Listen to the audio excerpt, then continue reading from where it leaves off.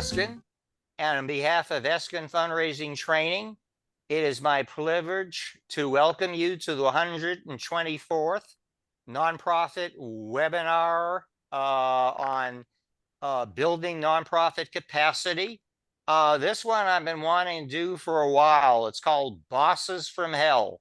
And basically, I think we've all been there, unfortunately, where we work with someone that not only make our jobs difficult, but they made our lives miserable, you know? And we're going to share. I'm going to the person I think knows more about work relationships than anyone else. Before I introduce him, let me just welcome our learning community audience, which is composed of the whole sector, the nonprofit sector. We have executive directors, CEOs, director of development, other staff, board members, volunteers, donors, and we appreciate what all of you all do every day to touch, improve, and save more lives. And I'd like to welcome the millennial side of my brain, Rana Luna, who is the Director of Corporate Giving and Special Events for maybe a week or so for an organization called SAFE. Randa, welcome, and she's going to provide some millennial type questions. Take us a moment. Tell us about SAFE. Sure. SAFE is an organization I'm really glad to be a part of. Their mission is Stop Abuse for Everyone. It's the acronym, their name, and it fits. It's survivors of domestic abuse, child abuse, sexual assault, and trafficking.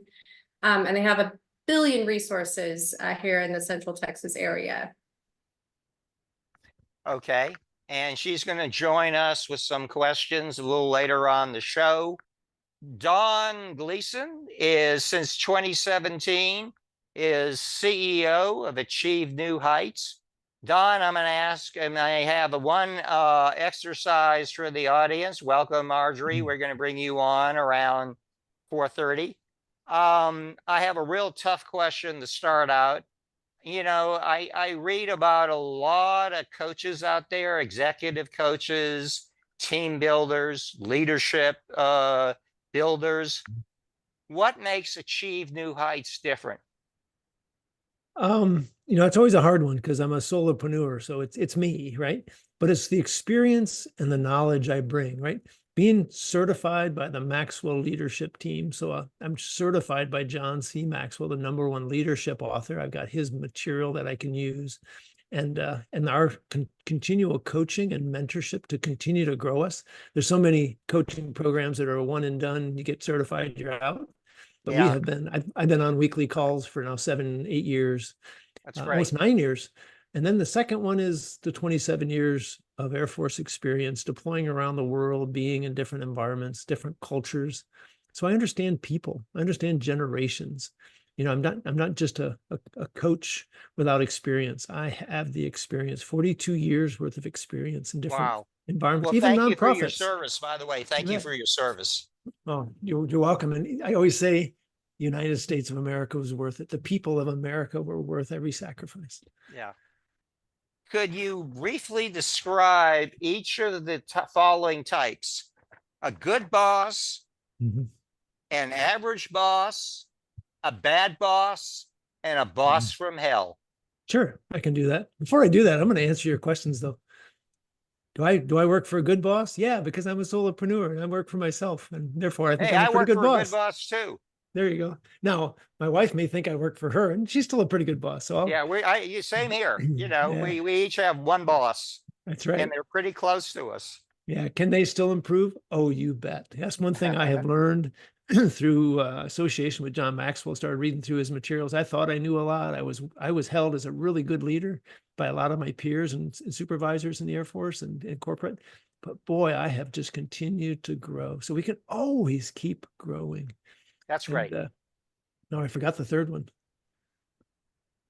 What was your Okay, the question is, you're going to describe these categories. Good boss. Oh, no, I got that one. I was thinking of the third early question. So good, average, bad, and boss from hell. Yeah. I think the big difference is the good boss is somebody who's focused in on the people, right? Leadership is influence. Leadership is inspiring people. It's motivating people. It's caring for your people. It's about getting to know your people and try to challenge them in ways that continue to develop them and grow them.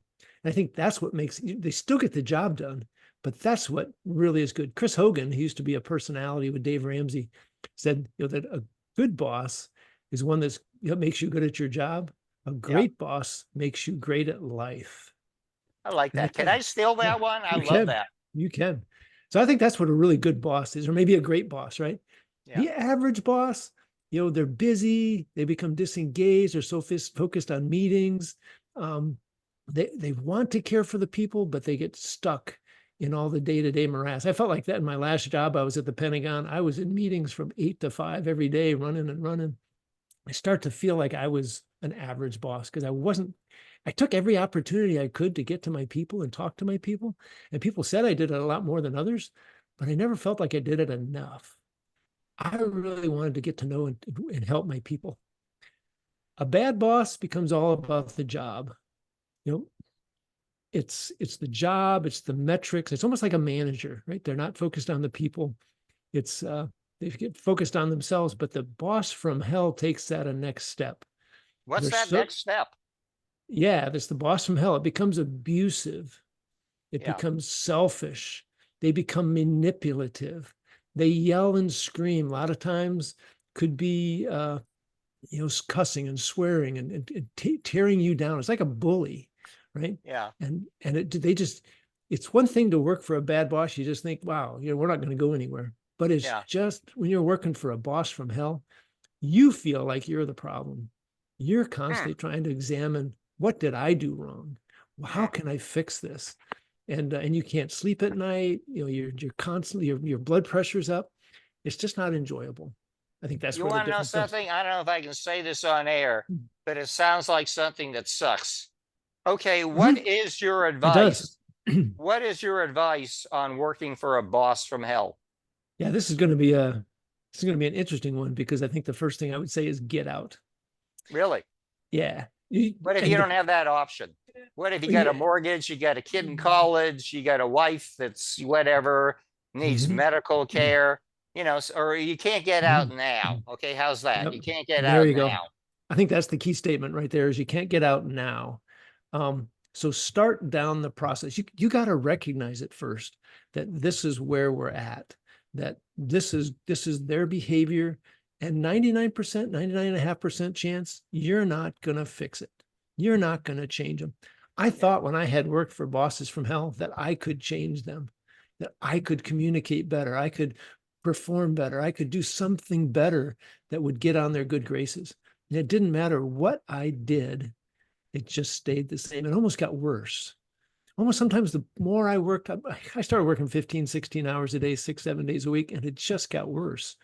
And at some point you just got to say, I got to get out. So I think the piece of what you're saying is you can't do it right now, but you can start taking steps right now.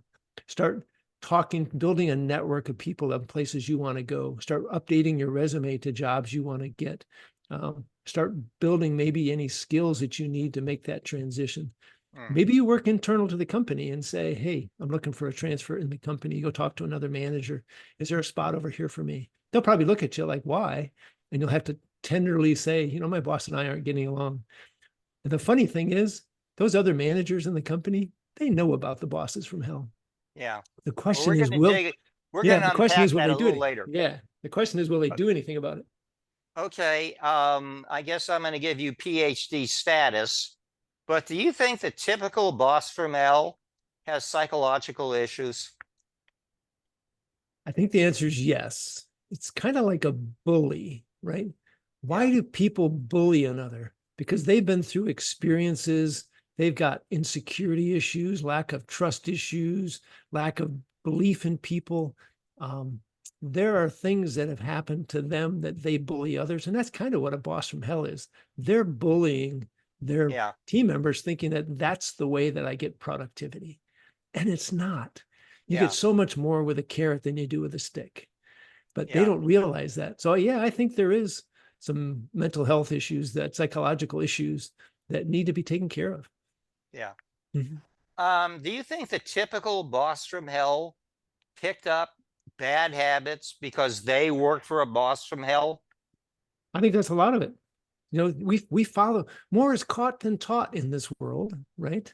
As we think Yeah. about kids growing up and into adults, more is caught than taught. So they're watching how their bosses behave and what's successful, and they start to mirror that.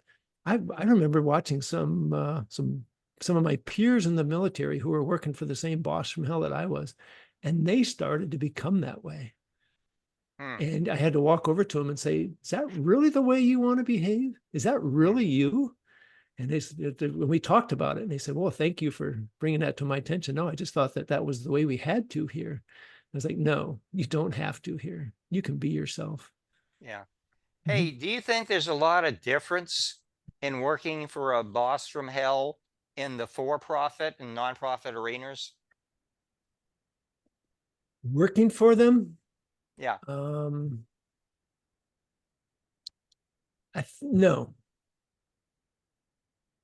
I don't think so. I think a boss from hell is a boss from hell, and it's hell working for him either place, Yeah. because you're constantly getting attacked, you're getting micromanaged, you're getting um, the advantage, I think, in the nonprofit versus a corporate or a government is it's easier for you to find somebody to complain to talk to, because like when I was on the board for the Red Cross, right? Here in San Antonio, I became the board chair at one point. I mean, If that's when we met, by the way. Exactly right. I sent you a picture a little bit ago, about 5 years Yeah. ago when we met. It was that night on 281. If some staff member was being abused and they came to me as a board member, I would interact and make different steps, and we would hold the executive director accountable. That's harder, I think, in a corporate environment where it's for profit. It's for profit. And probably the bad part is the boss from hell usually is a producer, because they're beating the people, they succeed, they make things happen, but they do it at the cost of their people. It's a high turnover, it's a low morale. So that's what makes it hard, I think, to replace them. Same with government. It's just hard to replace them. When can you feel safe going to Oh, your man. boss's boss or HR to complain about your boss from hell? Yeah, I would think you got to be walked very gingerly. Oh, yes. You got to do a lot of research up front. When I was in a corporate job, I had a boss that was really tough, and I was starting to have nightmares and other stuff, and it was definitely tearing my mental health down. So I know exactly what we're talking about here. And I talked to some of that individual's peers, and they basically said, "We've tried. It doesn't change. In fact, it gets worse. So we're not going to interject." It gets worse. Yeah. So I had to debate, do I go up to HR and talk to him? And I went and had a conversation. But what I didn't have was somebody who was willing to step up. I think the boss you go to or the HR you go to has to be fitting into that good boss category that we talked about. They got to provide a safe harbor, right? Exactly. They can't get on the phone and tell the boss from hell, "Don just was here complaining about you." And the boss from hell is going to take it up a little. Yep. Walks into my office and closes the door and says, "What the? Yeah. What's your problem?" So you really got to be a smart, astute political person you go talk to, and come up with a plan of how to address it. And that's why I think most people just leave. And that's kind of why I prompted that question early on. What do? You get out. You start your path to get out, because If you can. if I you mean, can. you want to Well, put your family's welfare at risk. Yep. You can start the plan. It may take you a year, but you got to start the plan. Yeah. Oh, hey, do you think the type of workplace, in person, hybrid, or remote, can severely affect the employer-employee relationship and also the boss from hell? Yes. And I think the in-person can be better and can be worse. Huh. It all depends on the person. So the problem with in-person can be, they can take you get you into a place where there's no recording, no video, you're by yourself, you're one-on-one, and they can get to be abusive. Yeah. And sometimes on a remote environment, you always have the opportunity to record them. Now, they'll know it because the recording comes on, it says it's being recorded, but maybe somehow you're able to take because you could always hold a camera up here, right? And literally, record it without them seeing it. So you could have some evidence. So they got to be more careful in a hybrid or virtual environment where they're on camera, on phone. There's always ways to record them. So, but I think sometimes that in person can be a little bit more easy to do that and not get caught. Yeah. And it almost I was in Germany one time, and I was sitting in this room talking to one manager's personnel. We were doing a kind of control center for operations downrange. And when that person walked in the room and started screaming, everybody went like this and cowered. And I just sat there in amazement of, oh my God, look at this. Everybody just shudders when he walks in the door. Nobody wanted to give him an answer. Nobody wanted to even look at him. I had to go over and talk to him later and said, you need to think about how you're relating with people. He treated my people that way one time, and I walked into it and I said, you will not treat my people that way. I don't care how you treat your people. That's your choice, but that's not right. But you're not going to treat my people that way. So that's that good boss who's willing to stand up and say, look, I'm drawing the line here. We need more bosses like you, Don. Yeah, and if you continue, I'm going to take it up. I'd like to bring in the millennial side of my brain. Randa, do you have a question? I know you have 4 questions. Let's start with the first one, okay? Yeah, so I'm thinking from sort of my own kind of millennial perspective. Not all millennials are just like me, but from that general idea, I know that we tend to value work-life balance, and I definitely do. So my question is, how do you think younger employees can effectively advocate for this value of work-life balance and mental health when you're dealing with a boss like that who's difficult? Yeah. The thing I'm going to address what I think you should do, and I wish I would have done. Right? And the first one is stand up, stand your ground. Don't let people abuse you. And you say that from a couple of perspectives. One, we already talked, you're probably not going to change the individual. So if you just sit there and cower and don't address anything, it's not going to get any better. But if you stand up and say, even nicely, and you never get in an argument, never try to outscream them, never try to rationalize it with them, it's just not going to work. But you just state your position. Look, I don't appreciate how I was addressed today. I don't think that's respectful of me. I will give you everything I can. I will work my tail off, but I expect respect. I will respect you. Do we understand each other?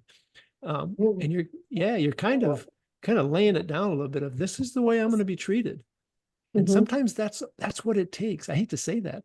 I had a gentleman in Germany. He was at a higher headquarters, and he put me in a tough spot with people from the Pentagon. And I had told him, no, I can't do that. He called me at 4:00 on a Friday and asked for tons of information. I said, I can get it to you next week. It's going to take me several days. Next thing I know, at noon on Monday morning, I get a call from the Pentagon. He says, you have all this information? In fact, your name is on all this? I'm like, what? I called that person up and I told him, don't you ever do that to me again. But by standing my ground, and I found out that he does that to everybody until you stand up. Yeah. And then you get a good relationship. So I think you have to stand up to people. Now you don't have to be rude. You don't have to be abusive. Just state, very politely, look, this is the way I expect to be treated. That works in typically perfectly to the next question. Do you think bosses from hell like to pick on people lower down on the totem pole and or with weaker personalities? Not always just down the totem pole, but definitely just like a bully, they smell out people with weaker personalities, people who won't push back at them. That part is, these guys are masters at being kind of political in the work environment, know who they can pick on, who they can't, how they can, how they can't, where they can, where they can't. They've done it for a long time. And they're masters at managing up, making the their boss think that they're just outstanding. So when somebody comes up and says, to the boss, the next level up, and says, "Hey, this guy is really abusive, but boss from hell, whatever," they don't believe it. So it's not that they're dumb or anything; they're really smart. It's hard to operate in that environment, and that's kind of why I go back to question 2: get out.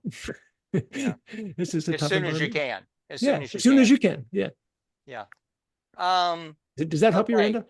In addition to prayer, Mhm. how is it possible to change a boss from hell into an effective leader? I think there's only one way, and it's kind of human nature. Think about people who have their bad diet, bad exercise, bad health all around. They're way overweight, and they have a heart attack. What happens? They change their lifestyle. Right. What happens is somebody who's totally focused on the work and not focused on their spouse, and they're ignoring them, and the spouse is unhappy, finally says, "Look, I want a divorce." Yeah. They potentially change. So I think human nature is you have to be put in that situation. So the only way I think they're going to change is if their boss comes down and says, "Look, what you're doing is unacceptable. I am not going to tolerate it. I'm going to let you go. I'm going to talk to the other people in this community, and you're not going to get another job in this environment. This is not going to happen." There's a great story. I forgot to grab the book before this, but David Sosa was a catcher for the Cincinnati Reds, and he was the worst teammate. He was an average catcher, but the worst teammate. And he ended up getting traded to the Boston Red Sox. My And the team. the manager of the Boston Red Sox grabbed him, took him into a room, right? That's what a leader does. Yeah. Praise in public, criticize in private, and said, "Look, I want you to know where you stand.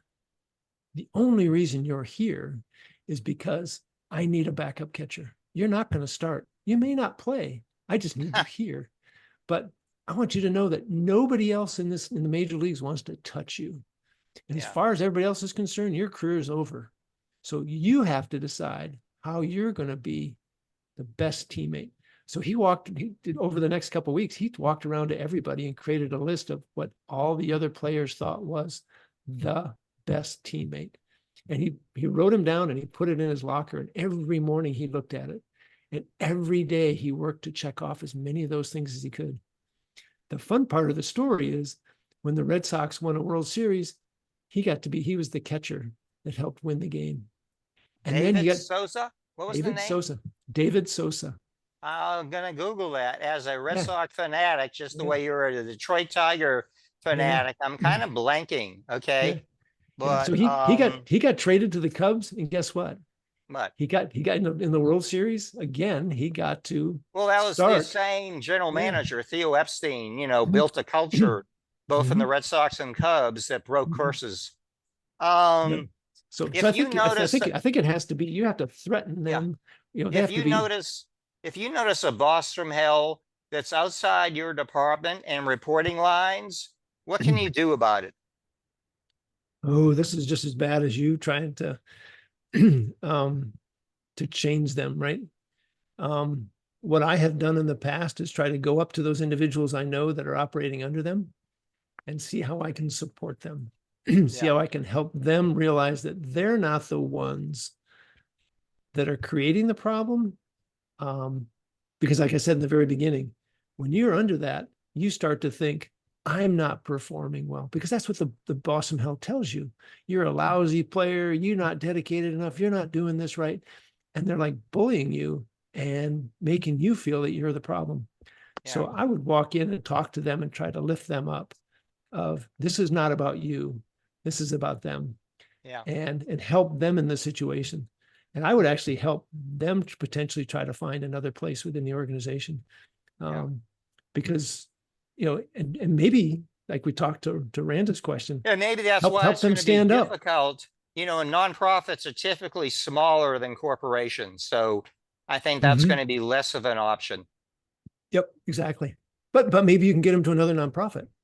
Right? Hey, do you think that eventually bosses from hell will suffer from their mistreatment of employees, or is it really possible for them to succeed? I hate this answer, but yes and yes. Is it potential for them to succeed? Yes, it happens all the time. Bosses I'm from gonna have hell. a second glass of wine on that thought. Yep, bosses from hell continually get promoted and move up because, And like I said, they're what producers. explains that? How do you Sure. succeed and do everything wrong when it comes to good leadership? Well, again, think about the boss from hell, right? He's made it so that the people underneath him will not say anything to anybody else. Yeah. They feel like they're the problem, so it's all internalized. They're quiet. They cower when the guy walks in the room. And that boss from hell is a master at dealing with his leadership and other peers. Like I talked that one example where, I talked to my boss's peer, and they said, appreciate what you're at, understand it completely. We're not going to touch it. Yeah. So if the environment's not going to change it and they're not going to recognize it, then they're able to get promoted and moved up. But I think at the same time, if you have the right environment where enough people are leaving, and one of the things I read about this was you do an involuntary resignation. I've never heard of that before, but you're basically, as you walk out, you're putting down a complaint. And if you get enough people to do that, maybe it catches HR's attention and they start doing investigation. So yes, they can get caught, suffer for their mistreatment, but I have not seen that near as much as I have getting promoted. Hey, listen, I want to give her a 1-minute warning. We're going to bring Marjorie Hope on. Okay. Also, I've seen a lot of chat space from Ed Sakowitz, and if he's interested, we'd love to bring you on camera because you work like me, both in higher education and in the private sector. And I wonder if you might comment on bosses from hell and higher education, and as opposed to the corporate sector. But before I go to Marjorie, our best-selling author, Don, do you think the typical boss from hell also behaves poorly outside of the workplace when interacting with their family, with their friends and neighbors? 100%. Wow. The way you are, what's the quote? The way you do You one can't thing flip a is the way. switch, right? Yeah, the way you do one thing is the way you do all things. Okay. Yeah, and I think, you could be a bad boss, you could be a bad parent. I was going to say dad, but there could be women. You could be a bad parent, but the neighbors think you're excellent, right? Because you play it very carefully, you play it very smartly, and you're always helping your neighbors, but you're abusive to your kids, and maybe you're abusive to some of your neighbors too. I don't know, but yeah, I don't think you're different. Yeah. And that brings up a point. I don't know if you said this earlier. Yeah. Do you abuse all people underneath you? I think you do get favorites, and they're always maybe trying to push them, but they're still abusing them. Yeah. If that makes sense, because they Well, I mean, realize that they're the people that are going to help them what get is the promoted. better word? The suck ups, Mhm. learn what the boss from hell wants. Okay. What's your academic word for being a suck up? Someone who's subservient or a sycophant or something like that. They're gonna can you push buttons on a boss from hell Oh yeah. that they'll like? No. Like, Don, you're the greatest boss that I ever had that didn't come from heaven. Yeah, you can brown nose with them, and they'll feel that you're good, but I think they're also going to partly recognize it. Yeah. Because again, a bully, John Maxwell talks about a bully as somebody who's standing next to you, put your hands on your shoulder and pushing you down so that they are higher up. And if they feel that you're buttering them up to raise up, they're going to try to push you back down. I hate bullies. All my life, Oh, I've yeah. hated bullies. And I think though I'm physically less able now, I'm more resolute in standing up to bullies, as opposed when I was younger and maybe could throw a punch at the bully, which I really don't think it's going to make much of a difference. But talk about not pulling punches. From Boca Raton, Florida, is our good friend Marjorie Hope, author of the best-selling book, Connect Diplomacy. And she's visited 12 countries. She's studied the world. Marjorie, any observation on how bosses differ around the different countries you've studied or visited? We need your, you got to turn your audio on. We're not hearing you. We don't hear you. Sorry about that. Thanks for having me. And I like what Don is saying. I think that leaders, when you're talking about the different leadership styles. So United States emphasizes the more democratic, Yeah.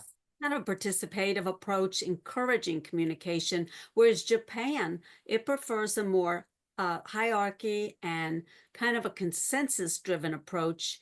Germany focuses on a systematic and detail-oriented approach. Yeah. So I think, it depends where you're coming from. India follows a very, very strict hierarchy structure with clear, distinctive roles. And Sweden is known for a flat organizational structure, promoting equality and reducing barriers. But I think above all, like what Don was saying, it's the communication style and the confidence of the leader, the boss, to work together as a team to bring those results. And by the way, Brazil, I almost forgot, communicative style tends to be very informal, very expressive, with an emphasis, believe it or not, on the personal relationships. Ah. And China's often indirect, indirect and nuanced with a strong emphasis on saving face and maintaining harmony. So they're not going to be there to pick you up. They got to pick themselves up. By the way, that was do you have good. any insight on Russia? I would say they're going to be more of a group-oriented, agreeing and whatever you say type of a style. For instance, France, decisions are typically centralized with a strong leader at the helm. And that's kind of like what Russia is. They've got that strong leader mentality, whatever the leader says, and they will get it done. That can be good. If you want a bridge built because it broke, you can get that done in 2 days. Whereas here, we're going to talk about it. We're going to debate about it. Although the Baltimore Bridge did get up pretty fast. But yeah, it's, it's nice to have democracy, but you have to look at it from a viewpoint of how do we get this done? How important is it to get done? And what are our goals to get it done? Well, I don't like to be political, but I think in Russia at the very, very top, they have a boss from hell. If he doesn't like you, he just gets you killed. And Dr. Ed, John, can we give video and audio privileges to Dr. Ed? No, we're doing that. I love what Marjorie said. Hey, and, Dr. Ed, how you doing? It's been a Thanks. while. We Hi, worked Jim. How are together you? at Hello, Our Lady everybody. Lake University a few moons ago. And Few it's moons great to ago. see you. And thank you for joining our learning community. How many years did you work in higher education? I'm still in higher education and still in the private sector. So How would you 21 years. compare management styles in higher education and in the private sector? Academia is a different animal, I think, from industry. But leadership traits and characteristics typically stay the same. Make no mistake, I worked at 3 different institutions of higher education. You can run into bosses from hell in academia. Oh, absolutely. Yeah. And what's interesting about some of the academicians that I work with, and I'm not going to mention any names. Yeah, this is like Vegas. I've had great leaders. I've had leaders from hell. Yeah. And I think the underlying tone would be that they do have some mental issues. They do have some psychological challenges where they've been bullied themselves. So they're kind of an extension of that upbringing, if you will, within their leadership development. So I think it's both the same in whether it's private sector, academia, or nonprofit. I got to tell a personal story. And again, I'm not going to name names, but I worked in 3 different institutions of higher education. Of course, institution sounds like a prison, doesn't it, Ed? They weren't. They were wonderful places to work. But I had 2 leaders that were very high up. and they actually would send email between 2 and 4 a.m. And if that wasn't shocking enough, and they would send it to like their vice president groups, people would respond. And so I told myself, sometimes I had insomnia and I would, 2 a.m., I would write an email. But I said, I don't want my staff that know I have no life and sending email at 2 a.m. And I don't want to make that impression. So I just would send it to myself. And when it got to be a decent hour, like 8 a.m., I'd send that email. But I actually had two very high ranking university leaders that would publicly send out email at 2 or 3 in the morning. And I'm saying, if I don't have them, I'm screwed up. I don't want to publicize it. And anyways, let's get off that. Ed, what's your advice on how to cope without boss from hell? Yeah, so regardless of whether I'm in nonprofit, which I've built and run some nonprofits, currently helping advise some fledgling ones, and in an industry, both from the C-level corporate side, and I was now I'm a serial entrepreneur, so I've done it all, and I've been exposed to so many different leadership types. I've had very few, fortunately, thank God, very few bosses from hell. By the way, that explains why you still have all your hair. It's there still. Yeah, thank God. But I have had clients. Okay, so being an entrepreneur, right? So now I'm my own boss, but I've had clients that Yeah. were clients from hell. Yeah. So, but they're also leadership within their structures, right? And what I've learned over the years is to remain calm. Yeah. Stay stoic and ultimately professional. Curb your tongue. And think about what you're going to say before you say it. I had an instance once where I was dealing with a senior vice president of a local electric company, and we had a conference call. Actually, it was a conference meeting. It was in person then, and he just got up and started ranting and raving and screaming at everybody. And he said, "Oh, I'm just going to walk out." So I just kindly stood up because we were also friends. We were not only colleagues, but we were friends. I coached his son's soccer. And I said his name, and I said, "Can you please sit down and calm down? We're all in this together. We all have the ultimate end game in mind." And lo and behold, everybody else because everybody else was really not feeling well at that point. They just wanted to get up and get out too, because he was being such a you know what. And he ended up calming down. He sat down. Everybody felt more comfortable. We took a break. I took him aside. I said, "Let's just sort this thing out." And God, you talked about praying earlier. I said a quick prayer. I said, "Man, just let him calm down. Let's figure this thing out and give me the right words to say." And he just got a lot more productive. He got a lot more, he was opening these things instead of just having blinders on. And he actually thanked me afterwards in public. So he stepped away from bully and now became more of a transformational leader versus a transactor. Because I mentioned in the chat earlier. There is hope. There is hope. There's absolute hope. And he wouldn't be where he is if he wasn't good at what he did. So I think, Don, you mentioned earlier that, they get successful because they're productive people. Well, personality types can lead to non-productivity too, if they're treating their people wrong. So that's just one example that I've felt over the years, is just curb your tongue, remain professional. Don't stick out your chest, but be extremely confident and humble at the same time. Yeah. And you'll start to change minds. So Dale Carnegie wrote the book, How to Win Friends and Influence People, right? Fantastic book. I recommend it to all my students, all my mentees, people that I coach, to pick up that book and read it, because it really gives you the skills on how to deal with different personality styles, how to act in certain environments, things of that nature. So I hope I espoused some insight. Ed, thank you for your perspective, and we appreciate having you part of our learning community. I'm going to turn to Randa, but before I do, Dawn, as a fundraiser, I always said donors are like customers. you know, they're not always right, but they're always the donor or the customer.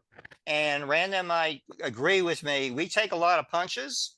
One of my coping mechanisms, I swear, is I would be getting hell, okay? And I would be responding profanely, but not aloud. I would think it. I don't know if that's a coping mechanism, but that's what game I played. You know, they say, Jim, I want you to do this. And what awful things were going through my head. I just didn't, you know, speak them. Randa, you have another question? Question? Yeah, I do. Thank you. So, I know social media plays a really important role in most of our lives these days, it seems like. But do you think that publicly sharing your experience with a toxic boss or just a toxic environment on like a LinkedIn or even a Glassdoor posting, is that helpful in any way, really, or does it pose more risks than benefits? You know, it makes you feel better. It makes the individual feel better, but I can't think of any other way that it provides any good because it's social media. It's out there. It stays there. Every company now, before they hire you, they're searching your name in Google. They're searching your name in LinkedIn. They're looking at your posts. So they're going to see that. And it's like, wow, if they're going to do that to them, they're going to do that to me. And you're out of the competition. So I can't think of any reason why you would do it, except it makes you feel better, but not in the long run. I I would recommend say a no. glass of wine instead. But Don, I always have the assumption, we're going to go back to Randa for another question. Anything you put on email or social media, consider that it belongs to the world. Yep. Right. Yes, it does. Right. Yeah. Randa, And you even got another question? Yeah, last one. So we're kind of in I've heard it called a gig economy. So job hopping is a lot more common. What advice do you have for young professionals who may encounter that toxic boss or a situation kind of early on in their career? And then how do they navigate it while continuing to build on their resume and their network? You kind of touched on that earlier, but I wanted to get a little more. I had I'm going to give a story real quick. I was with Booz Allen Hamilton. I was working on a project up in Oak Ridge, Tennessee with the Department of Energy. And we brought in a gentleman to help us on the team on a Wednesday. And I went home on Thursday night because I was on Friday flying up to Kansas City. I'm sitting at dinner at my son's house on Friday night, and I get a text message from that individual we had just brought in on Wednesday. And he says, I'm done. I'm not working here. I've seen things today that tells me I can't be successful. It's time for me to go. And I was like, wow, what happened? You know, it was not a very fun environment. I knew that. It was, you know, it was long hours on our side, and it was the client was abusive. They would throw you under the bus in a heartbeat. But I was looking for that gentleman to talk to me, and he never would talk to me.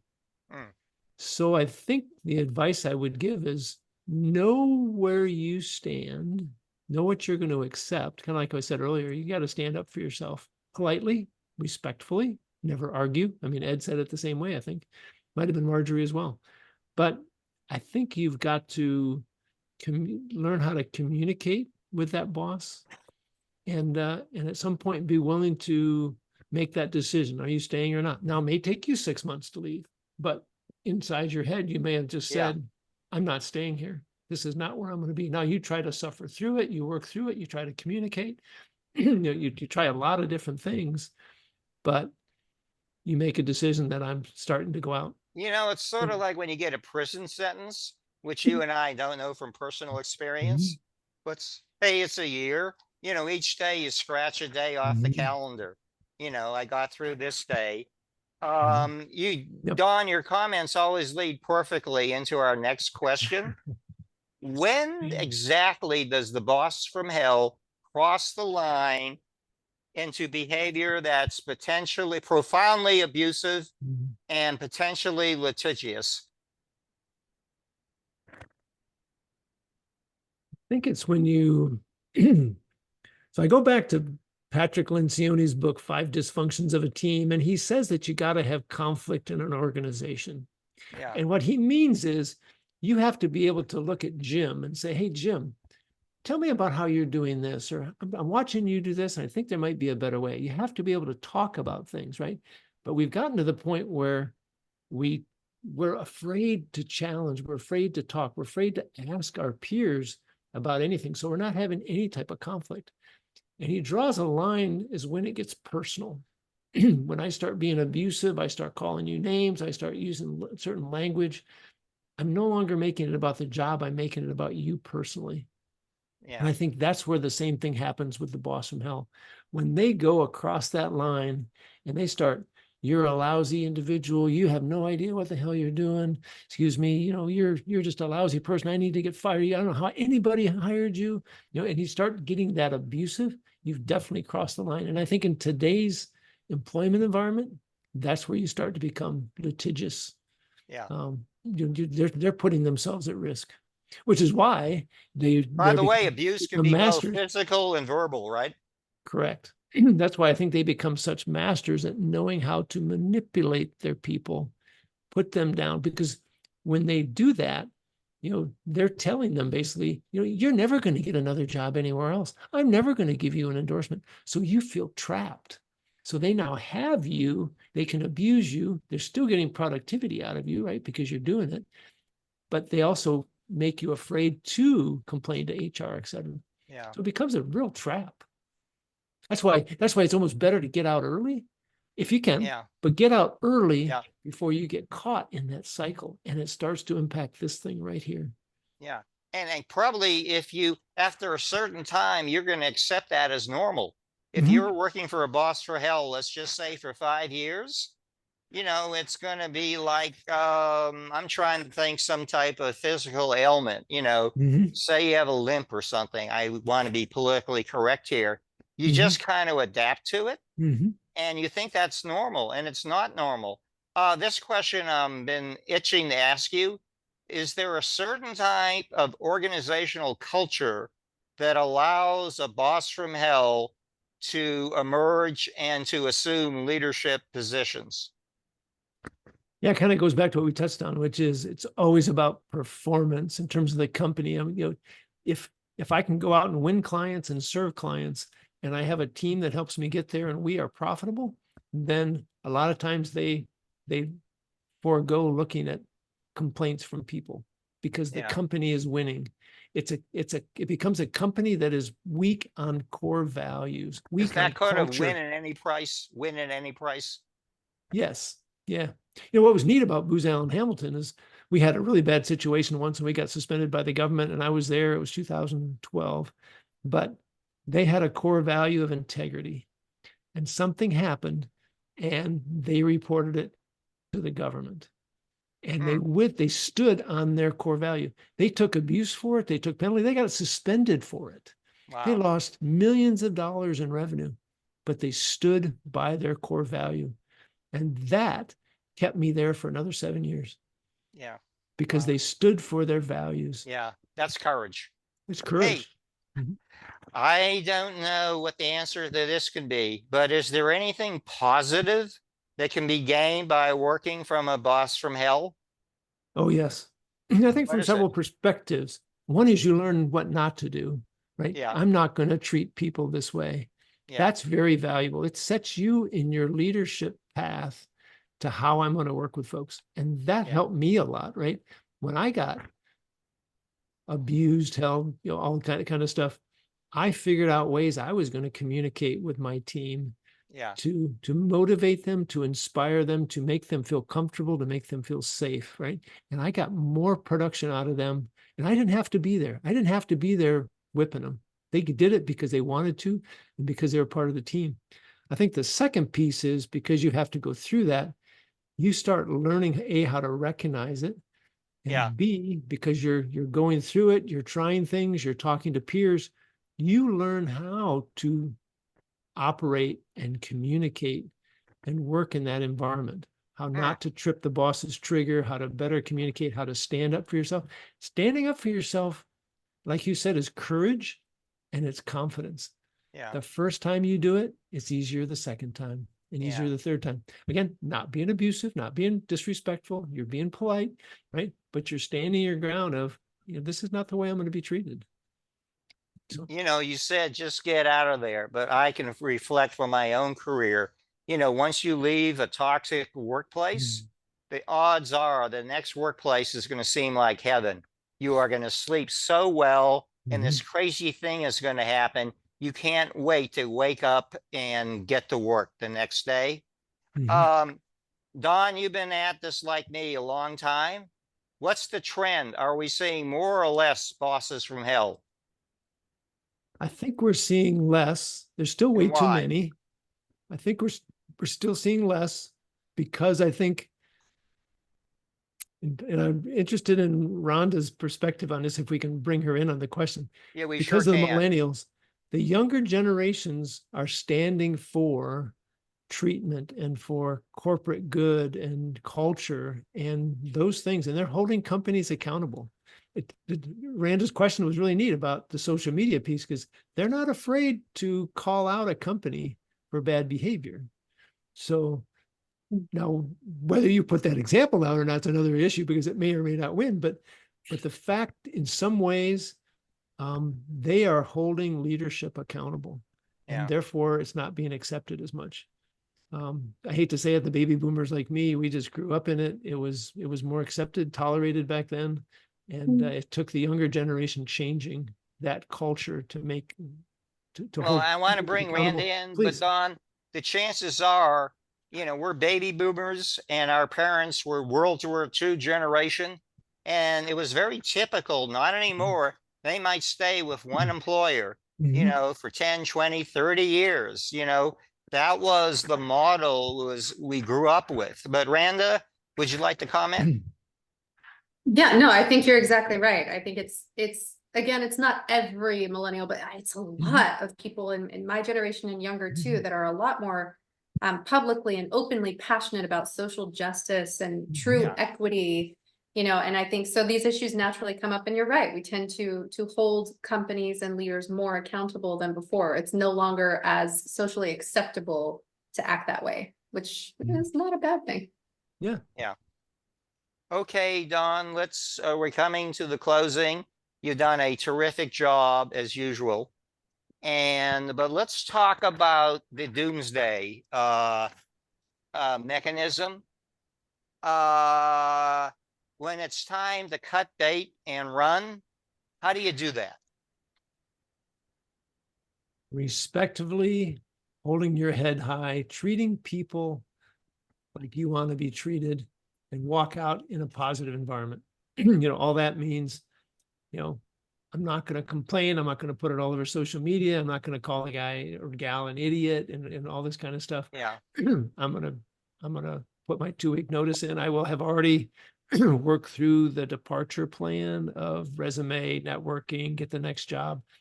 Hopefully you have another job to go to. I always, as a career transition coach, I'm always advocating, have that next job in hand before you quit, because it takes time to go through it. Even if you have a job offer tomorrow, it takes them 6 to 8 weeks to vet you. And aren't you're also much more attractive when you're currently employed instead of not employed. That's right. And again, the company that you're going into is going to be searching all over the place for you. So they're gonna be asking you questions. Why did you leave? And you have to have answers for that. And I'm really big on, with the subconscious mind, the beliefs lead to your thoughts, lead to your words, lead to your behaviors. So back to what you said earlier, of you're kind of cussing, but underneath, then you're starting to believe it. And I try to keep it all the way back to the belief, right? This is not about me. This is just a bad individual. I'm not going to put any thoughts and words that are going to create my attitude where a word may slip out. I'm just going to try to, now that may or may not be right by a therapist, because at some point you got to get it out, but maybe you get it out to a trusted peer. And you know, if you think, and by the way, this is Don, and can we say that you welcome, if some folks up there want for individually or for their organization to learn about career development and coaching and team building and leadership building, here is your expert. So this is how you can reach. And let me tell you, this guy is always available. He's busy, but he's available and he's responsive. But do you think this is going to extremes? I thought that once you leave a boss from hell, I'm not even going to cuss that boss from hell after I leave him or her, because you know, first of all, they're out of my life. Mhm. You know, they can't make my life hell. And I don't know. Again, I can say everything's going to come back and bite you. Why give them? Let others Mhm. play that game. 100% agree. You gotta let it go. Yeah. And I think you've got to, I think the one thing I would recommend somebody going through that is to find a therapist and Yeah. have discussions. There's nothing wrong with it, right? In fact, we have to believe this and act in it, that it's a sign of strength. That Yes. there is a situation here that's going to impact me. It's going to impact my mental attitude, my behavior, my relationships. And if I don't learn how to deal with it, because the best thing about a therapist, even a counselor, is they should give you the tools, not just the Yeah. drugs, but the tools of how to deal with Yeah. that situation so that you learn how to, because it'll always be there, but you'd have to learn how to manage it and suppress it, but really deal with it. Because I'm convinced with this one, I used this earlier. If you don't deal with it today, it will Yeah. deal with you tomorrow. I think to And my probably it's just going to get worse. It's going to yeah, get worse and worse. I think to my dad, Don, once again, Mhm. you are just a treasure chest Mhm. of wisdom, of experience, and practical insights. So thank Mhm. you for your commitment to enrich our learning community. I know that you're going to go yet to your third gig today. So you said you work for yourself, but it sounds like Yeah. yourself sometimes is kind of leans in a very aggressive manner. But here's what we're going to do on Facebook and LinkedIn. We're going to publish 5 highlights, pithy points from the wisdom we learned from Don. And then John Largent, CEO of Largent Media, is going to do his spin dry. And we are going to post a recording of this webinar on social media tomorrow. And as you know, Don, more people watch it through on demand than they watch it live. And folks, we're going to take a little hiatus. In fact, yours truly is working on his second book and reporting to my spouse and my editor, who is not a boss from hell. I got to get it done, you know, in July. And so, but we'll be coming back on September 18th, and we'll be continuing to send out our newsletter and our podcasts. And again, Don, thank you again for being such a vibrant partner. And I know you do a lot of good causes because I get your email. So thank you for being such a positive presence in our community. And thank you. I'm so glad we met, whatever, 6 or 7 years ago. And here's to continuing our collaboration. Okay. Randa, Amen. thank you. And Mhm, John thank you. Argent, thank you. Thank you to Ed Sakowitz. And thank you to Marjorie Hope. And thank you to our audience. So we'll be publishing a summary on social media, and the recording will be available tomorrow. So enjoy your evening, whether you have a boss from hell or you don't. Okay. So All right. thank you, Don. We'll see you. Thank you.